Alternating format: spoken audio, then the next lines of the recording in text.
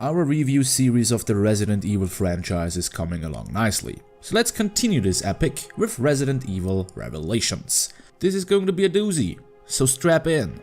Let's start with a little introduction of the game itself. Originally released for the Nintendo 3DS in 2012, the game was later updated and ported to the other major consoles and the PC. It seemed like Capcom listened to people complaining about Resident Evil 5's focus on action and tried to use this opportunity to find its way back to the game's survival horror roots. And I have to say, this game is actually kinda spooky. Just look at the title screen. Look at that freaking eye!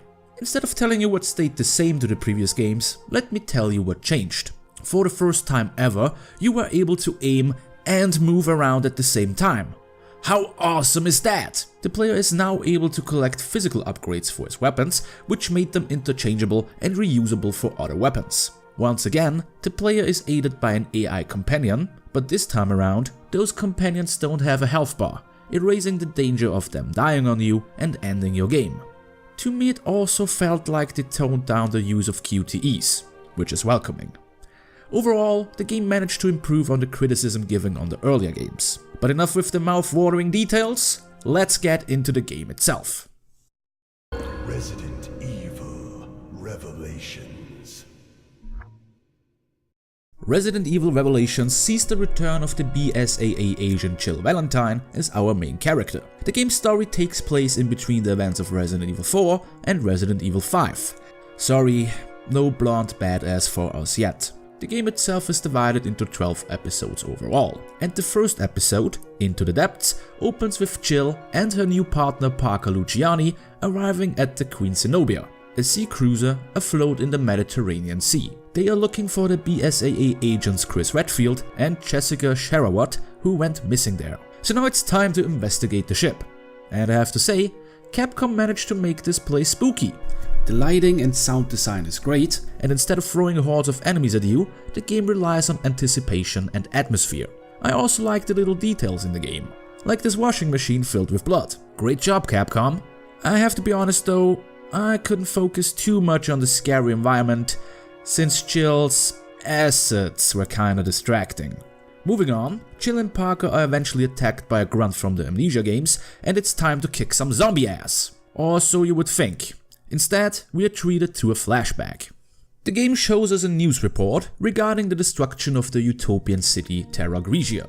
Built on the Mediterranean coastline, Terra Grigia was very special, since it was self-sustainable and solely powered with solar energy supplied by a special satellite. But how did it get destroyed then? Well, a terrorist group called Il Veltro spread a deadly virus in the city, forcing the Federal Bioterrorism Commission to evacuate the city and to use the neat satellite to destroy the city. Again with the Avengers exit. Capcom must be huge fans. Let's move on. We now join Jill and Parker a few hours before the events on the Queen Zenobia on the coastline close to Terra Grigia. We're now introduced to the BSAA's director, Clive O'Brien, and he explains the general plot to us. Mysterious blobs have washed ashore from Terra Grigia, and he tasks Jill and Parker to investigate those things. To help them out, he supplies them with the so-called Genesis scanner. This is a nice little toy. You can scan killed enemies with it to collect data, and once you reach 100%, the little guy pops out a healing item for you. The Genesis can also be used to find hidden items, to make laser beams visible, and to look for the unlockables in the game, namely handprints. I only found 2 of them though. I'm not a big collecting guy. I really like the idea of the Genesis scanner. It adds something new to the game, although it reminds a lot of the detective vision in the Batman Arkham games. But that's not a bad thing. Carrying on, it turns out that these blobs are infected with a new type of virus, but before we can figure out more, O'Brien tells us that Chris and Jessica went missing while investigating the returning terror group Il Veltro. Now we know how our heroes ended up on the Queen Zenobia. Get used to these jumps and cuts in the narrative, there will be more of them. Back on the ship, Jill and Parker continue to search for Chris and Jessica, and they have to deal with shitty jump scares. Look at that! Shower cubicles. There is no way an enemy could pop out of them to attack me. Oh look, it does. We even get to meet a survivor on the ship. Well, kinda. Jill and Parker eventually manage to find Chris, but it turns out that he's just a dummy. Enter a dude in a spooky gas mask, and we learn that this was just a trap. But what happened to Chris and Jessica? Episode 2 is answering that question. We join Chris and Jessica in the snowy mountains of Europe. And I gotta say, for a new character, I really like Jessica. Me and my sweet ass are on the way. She has some nice assets too. Our heroes are investigating a recent resurgence of Il Veltro, and it seems that they are on the right track as they witness the crash of a plane. Turns out that Il Veltro was transporting BOWs, and reaching their hideout, an airport, we are treated to the first twist of the game. This was all a setup for Jill and Parker, and Chris and Jessica never have been to the Mediterranean Sea. Bum bum bum. This segment does not only further the plot, but also introduces a new subweapon, the BOW decoy. It does exactly what the name implies, distract enemies, with the added bonus of exploding. Neat. We now jump back to Jill, waking up in one of Zenobia's guest cabins, where she is tended to by one of the ship's charming crew members. We can actually dodge enemies now? Cool, but I can't dodge to save my life. Quite literally. Oh look, there are even actual puzzles in this game. Miss Valentine and Mr. Lugiani regroup and fight their way to the ship's bridge to contact the BSAA's headquarters. But of course, everything is trash there. Now it's time for another new character to make his entrance. This ginger dude. Trees, drop the weapon. Drop yours, Parker. Who the hell are you? Wait, what happened? Oh, don't worry, I'm sure that the next episode will pick up there. Nope, episode 3 throws us another flashback. We start out 1 year before, right during the events of the Terragresian Panic. Parker and Jessica, both being FBC agents at the time, have to make their way through an onslaught of hunters to escape the city's imminent destruction. It's here where the game strays from the survival horror formula and becomes more action-gamey. A room filled with ammunition and health items. I wonder if the room will flood with enemies for me to fight. What a surprise. Parker and Jessica of course make their escape and witness the use of the so-called Regia Solis firsthand. But why do I bring up this part and not just skip it? Well, first, this part furthers the character of Parker a little bit more and shows how much of a badass he actually is. I mean, the dude punches hunters straight in the face. And second, it also sheds a light on the ginger dude from earlier. His name is Raymond and he was a cadet for the FPC. Now that we know that, it makes more sense that Parker recognized him earlier. Since the comms on the bridge are gone, we now make our way to the ship's communications room. We get there by going through this gorgeous hall. To get into the comms room isn't easy though. We need a special key. Maybe the source of this creepy voice knows where to find it. Mayday, mayday. Let's ask him. He's fat! After defeating the charming fella, we can finally open the comms room, just to run into Raymond again. The comms are trash too, but don't worry, it's time for our masked Il Vitro friend to show up again. He introduces the T-Abyss virus, the latest evolution in bioweapon bullshittery. Abandon hope, all ye who enter here. Don't listen to him, all hope isn't lost yet. To contact HQ, we just have to restart the main generator. Raymond even helps us out by telling us that his partner Rachel has the key to reach said generator. Remember that lady from the beginning? Yeah, that one. Guess who's Rachel? We look for Raymond's teammate and find her after she went through a makeover. With the key in hand, our heroes make their way to the main generator, just for the game-shifting narrative once again. I told you that you should get used to that. We are introduced to 2 new characters, Keith Loomy and Quint Ketchum. They are pretty much the comic relief of the game. Shh! Weren't you the one who said stay quiet? They investigate the airport Chris and Jessica discovered earlier and even find a promising clue to locate Jill and Parker. They even run into a pack of invisible hunters. That's what I needed. Invisible killing machines. Using the MacGuffin from earlier, they locate the Queen Zenobia and Chris and Jessica hurry to the rescue. Back with Jill and Parker, we follow them trying to find a way to the ship's main generator. Oh my god, what the fuck is that, bro? We gotta call the aquarium or something, dude. Our heroes restart the generator, but there is a new problem. What the?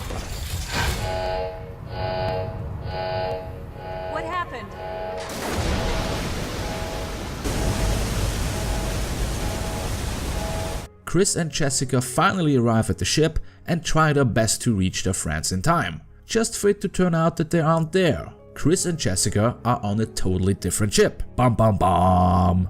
Okay, I'll stop that now. So what's going on here?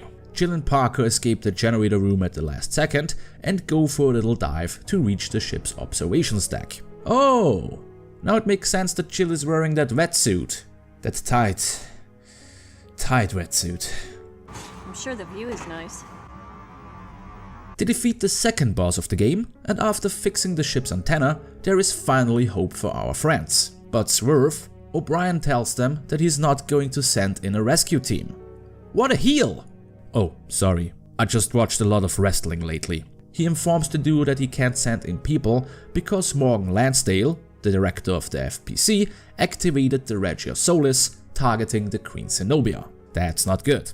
To evade being vanished by the satellite, Jill and Parker have only one option. They have to employ a throne to throw off the satellite's aim.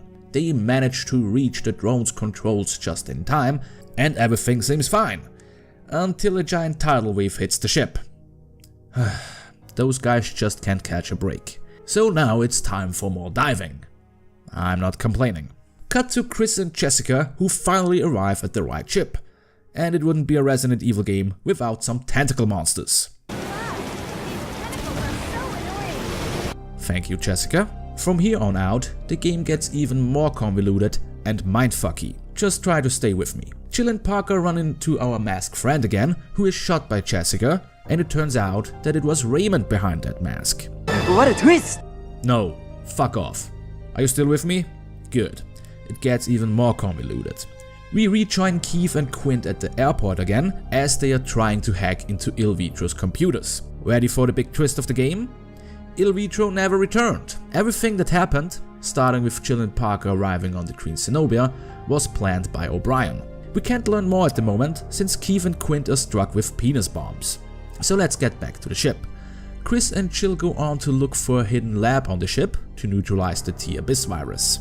They run into this knight-looking fella and even find some evidence that the FPC's director Lansdale was involved in the Terra Grigia terror attack. While all of this is going on, Jessica and Parker arrive at the ship's bridge, where it turns out that Jessica is a mole working for Lansdale. And Raymond shows up too.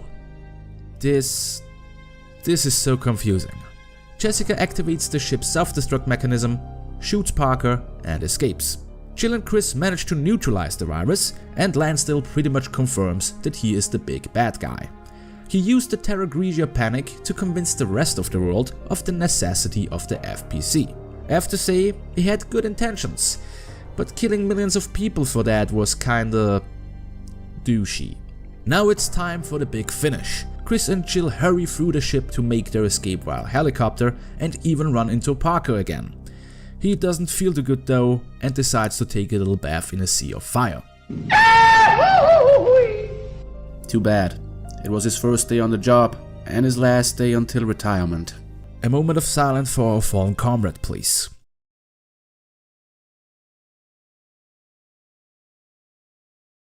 With only seconds on the clock, Chris and Jill arrive at the helipad, just to be stopped by this giant tentacle fish monster from earlier. Remember what I told you about fish monsters? Don't fuck with the fish monster. This time though, I decided to fuck with it, and in true Resident Evil fashion, we finish it off with a rocket launcher.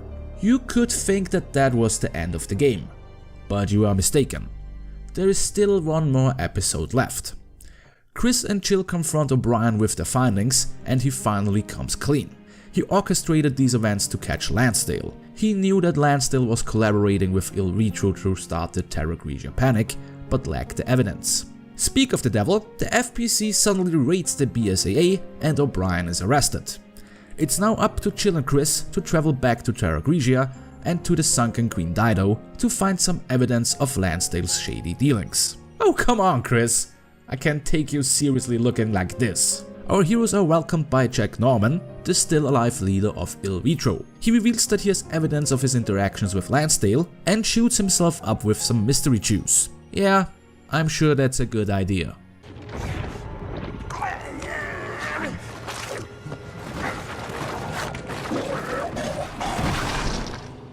Told you. Here we go, the final boss of the game, the ultimate abyss. Sadly, no, not that one. This guy is a bitch. Not only is he able to teleport, but also creates clones of himself. This franchise officially turned into an anime now. He goes down nevertheless, our heroes retrieve the important evidence, Lansdale is arrested, and we are rewarded with a little 80s movie montage. We see that Keith and Quint survived the penis bombing, O'Brien stepped down as the director of the BSAA and became a writer. No, seriously. And Parker survived too. Wait, how? He fell into a flaming inferno. Jill and Chris, on the other hand, should move on to their adventuresome quest in Resident Evil 5. But wait, there is more. The very last scene of the game shows us Jessica hanging out in a cafe, just for Raymond to show up, revealing that he was a spy too. What a twist! I hate that guy. Well, that was Resident Evil Revelations. I really liked this game. The gameplay improved greatly on the previous games. Once again, you are trying to survive in a claustrophobic and dark environment, filled with fewer but more powerful enemies. The game mostly takes place on the Queen Zenobia, and one thing I really liked about that is that you have to return to previously visited places to progress further through the game. This gives the stages a certain familiarity, just to throw you off your guard with new threats and obstacles. Please Capcom, more like this. And I also like the newly introduced characters. My only hope is that it has a high-powered CPU. That would be tits. The episodic structure does need a little getting used to though, but every episode opens up with these neat previously on recaps. I avoided this game until doing this review because I thought it was just another Resident Evil 5 clone made to make a quick buck. But I admit, I was wrong. This is one of my favorite Resident Evil games now, right behind Resident Evil 2 and Resident Evil 4. Closing this review, let's have a look at the next game in the franchise. Operation Raccoon City. Well, I would review this game, but unfortunately, the game doesn't start up for me. Reinstalling doesn't help, and running it as an administrator doesn't help. Sorry guys, I can't review the game if I can't play it. But judging from the already given reviews on this may not be a huge loss. Instead, we will take a look at Resident Evil 6 next time. Yay! Leon is back! Until then, thank you so much for watching. This is Roo signing off. Bye bye!